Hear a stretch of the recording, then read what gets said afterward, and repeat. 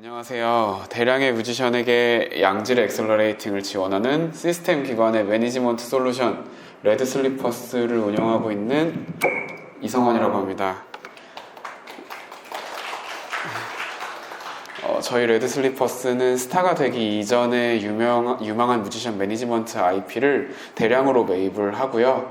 그들의 성장을 데이터 기반으로 지원하는 서비스입니다.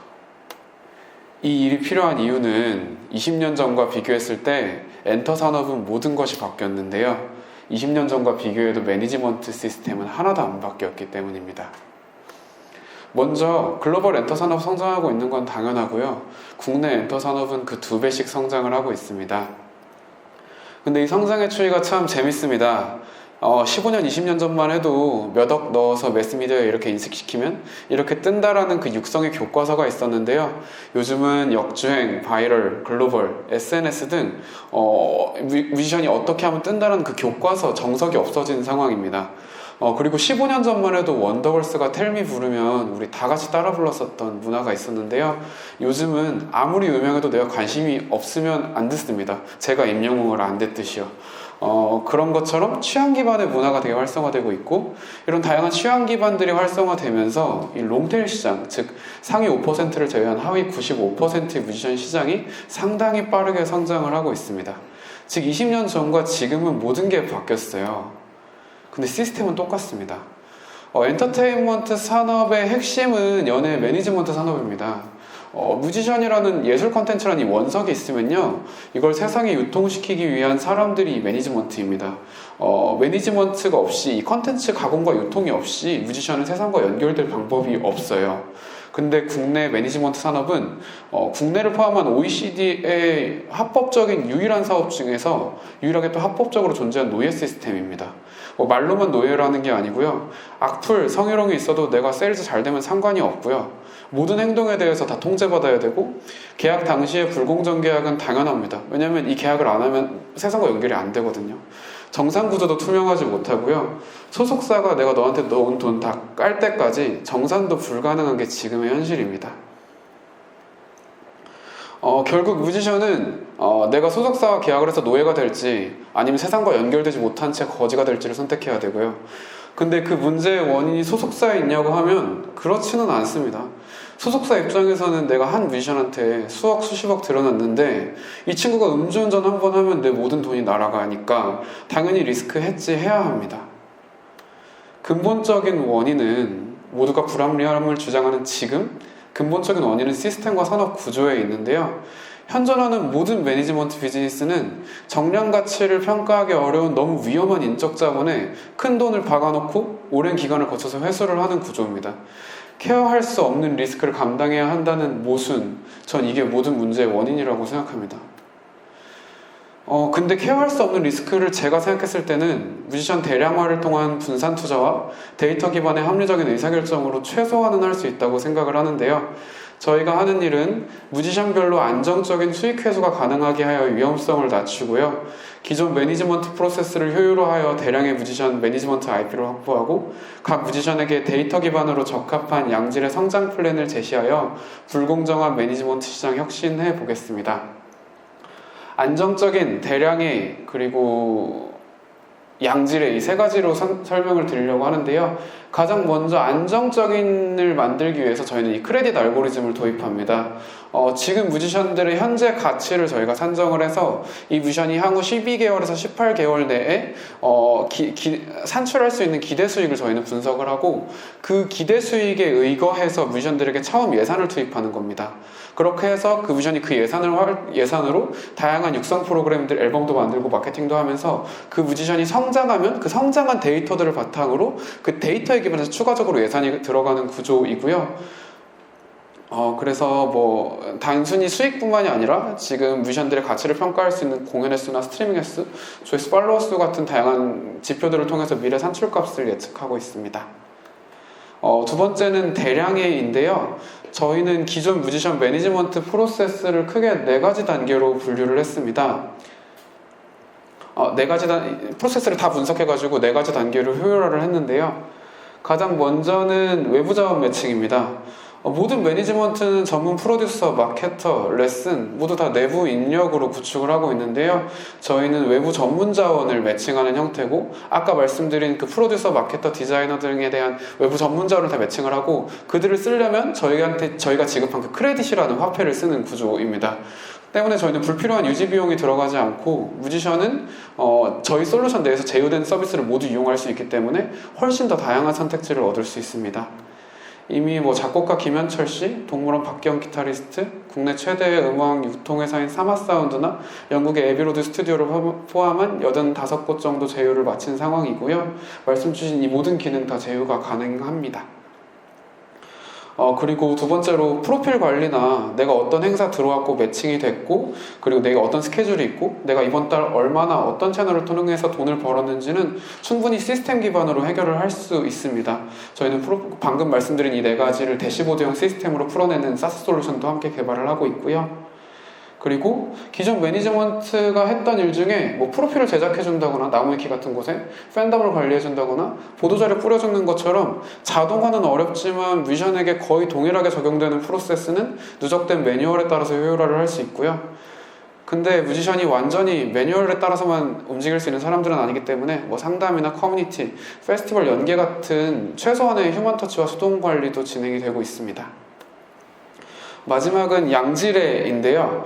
저희는 뮤지션들과 전속 계약을 체결하면서 뮤지션이 어떤 특징을 갖고 있는지, 어떤 분류값을 가지고 있는지, 어떤 프로그램을 신청했는지, 그리고 그 프로그램을 통해서 얼마나 성장했는지, 이 세 가지 핵심 데이터를 뮤지션 케이스별로 확보를 하고 있습니다.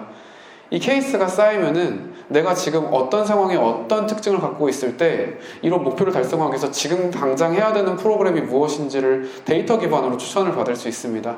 즉, 그 어떤 수동 기반의 주관적인 매니지먼트보다 훨씬 더 정교하고 논리적으로 뮤지션의 성장을 계획할 수 있습니다.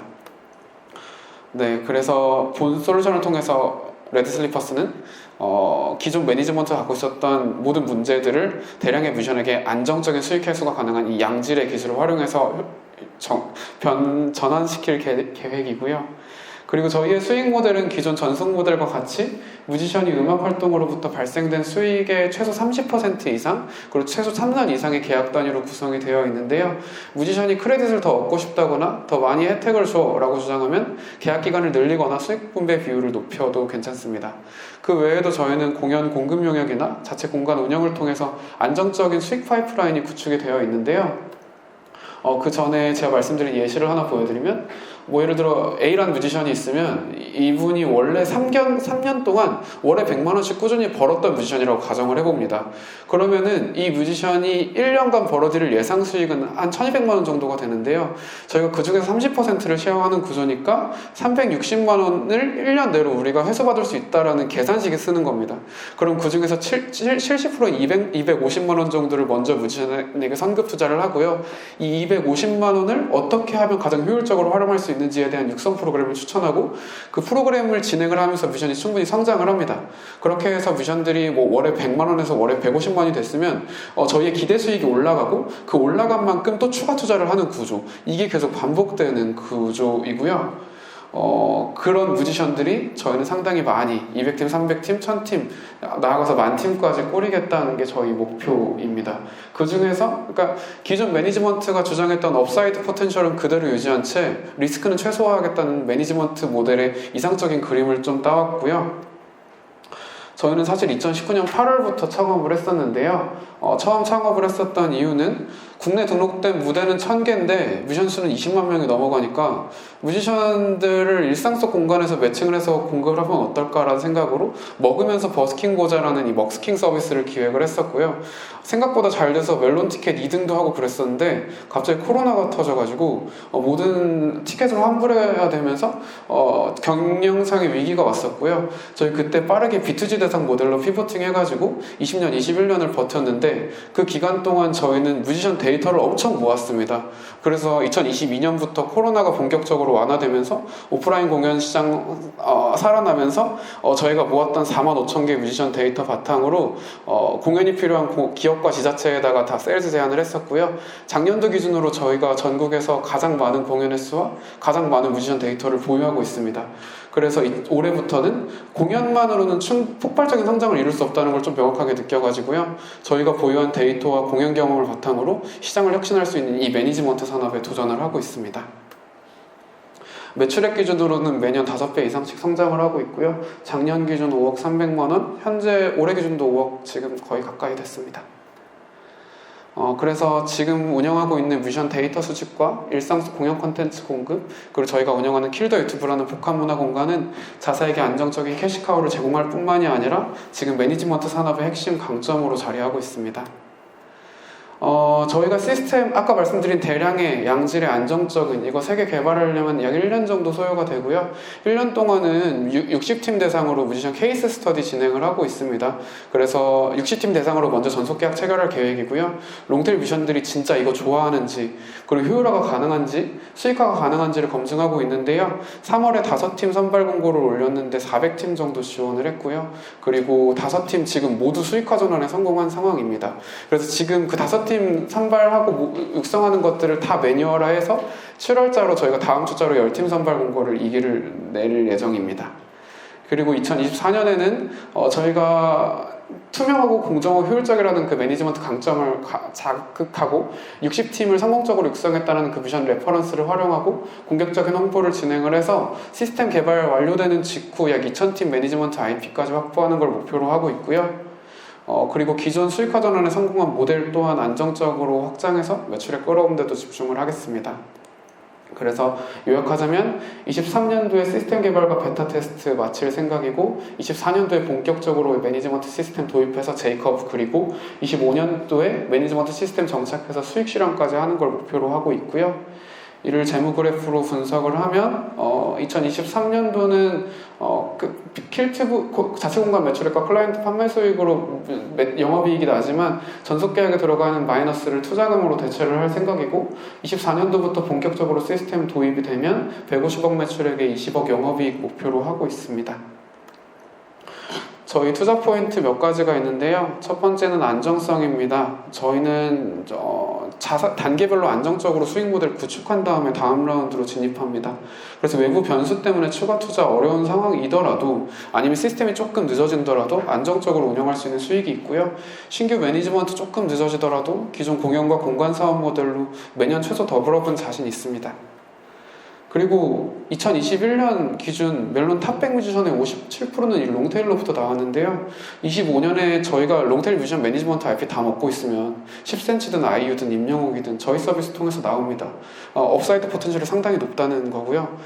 중요한 거는 전속 계약이 혹시 끝나더라도 그 기간 내에 제작된 뮤지션들의 모든 IP의 저작 인저권은 그 매니지먼트 계약 비율에 따라서 저희 자산으로 귀속이 됩니다. 그래서 향후 저작 인저권 유통 수익이나 판매 수익 등의 추가 수익을 기대할 수 있는데요. 말씀 주신 이 성장성과 IP 자산화는 매출 프로젝션에 반영되지 않은 지표입니다.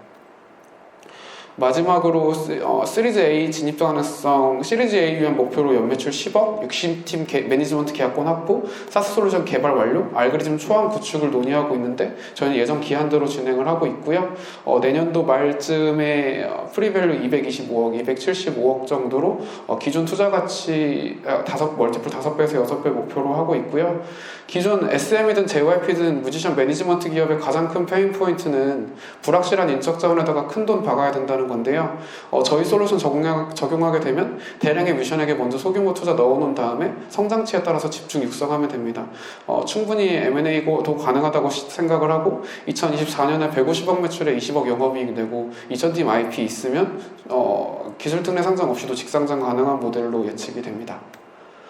마지막으로 저는 되게 마음이 급한데요. 2022년에 최근에 피프티도 터졌는데 소속사와 뮤지션 간의 갈등이 엄청 많습니다. 전 이게 우연이라고 생각하지 않아요.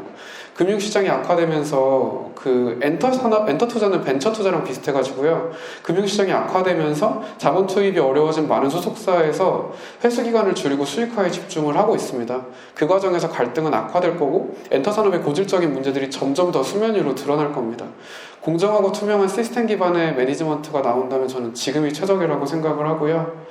저는 잘한다의 창업 멤버로 함께 했었고 잘한다에서 대학생 파트 초기 비즈니스 모델 빌딩 했었습니다. 그리고 스테이지 8의 이완희 대표 작년에 저희 CSO로 영입을 했고요. 저희 팀 강점 몇 가지가 있지만 일단은 저희는 창업하자마자 오프라인 공연하는데 코로나 터져서 있고 여러 가지 참사 터지고 항상 위기였었어요. 그래서 위기 극복에 대한 유전자와 성취에 대한 유전자가 팀 내에 있다는 게 강점이고요. 그리고 항상 돈에 쪼들려서 어떻게 하면 진짜 돈을 벌어서 생존하는 걸 고민해야 됐기 때문에 돈 소중한 걸 압니다.